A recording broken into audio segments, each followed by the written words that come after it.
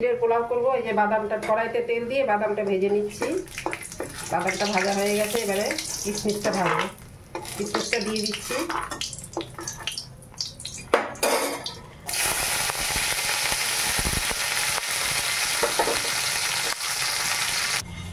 কিশমিশটা ভেজে নিয়েছি, এবারে দেখো আলুটা দিয়ে দিচ্ছি।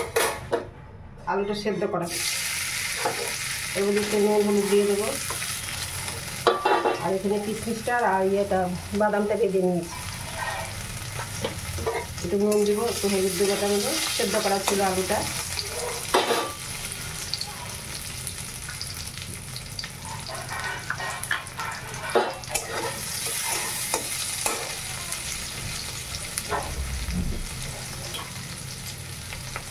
একটু হলুদ দিয়ে দিচ্ছি।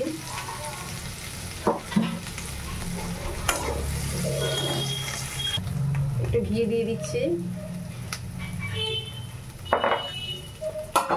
পেঁয়াজটা দিয়ে দিচ্ছি।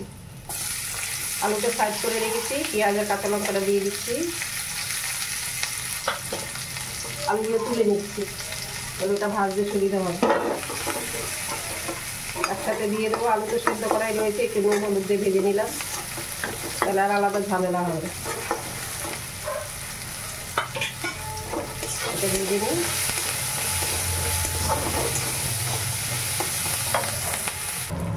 আর অল্প ঘি দিয়ে দিচ্ছি, আলুতে টেনে নিয়েছে। একটু ভেজে নিয়ে চিনি দেবো, নুন দিব, একটু হলুদ দেবো, আর একটু ভাজা হোক। হলুদ দিয়ে দিলাম, চিনিটা এখানে দিয়ে দিচ্ছি, তাহলে গলে যাবে। আর সামান্য একটু নুন দিয়ে দিচ্ছি, আগে দিয়েছিলাম অল্প, আর অল্প দিয়ে দেবো। এবারে চিড়েগুলো দিয়ে দিচ্ছি। এই দেখো চিড়েটা ধুয়ে ভিজিয়ে রেখেছিলাম।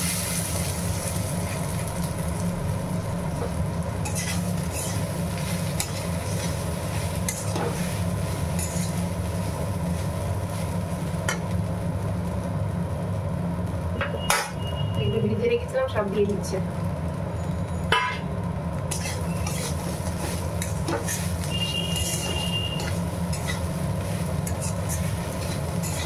খেতে দারুণ হয়। যেদিন রুটি টুটি করি না, রুটি তো আমি খুব কমই খাই। চিড়ের পোলাও একটু হয়তো ছাতু মুড়ি কলা খেয়ে নিলাম, মানে একটু দুধ দিয়ে মেখে মুড়ি কলা। সকালবেলা ব্রেকফাস্টে ভারী কিছু খাই না, দুপুরবেলা খেতে পায় না। এখন তো বয়স হয়েছে, যাই হোক এইভাবেই চালাবো। আজকে মেয়ে আসছে, মেয়েকে বললাম চিড়ের পোলাও খাবে, ওরা করো। এই জন্য চিড়ের পোলাও করছি, মা মেয়ে দুজনে খাবো। এটা একটু ঢাকা দেবো জলের ছিটা দিয়ে। শুকনো হয়ে গেছে, জল দিয়ে ঢাকা দিয়ে সামান্য।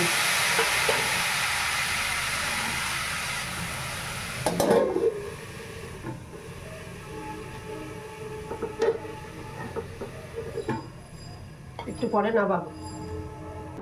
চিড়ের পোলাও করে নিয়েছি, দেখো মেয়েকে দিয়েছি, মেয়ে এসছে, তো মেয়ে খাচ্ছে, আমিও খেয়ে নেবো এখন। এটা হালকা ফুলকা সকালবেলা আর কি, হালকা খেলে দুপুরবেলা খিদে পাবে, নাহলে খিদে পায় না। যাই হোক আমরা এখন খেয়ে নিচ্ছি, পরে আবার তোমাদের সঙ্গে দেখা হচ্ছে।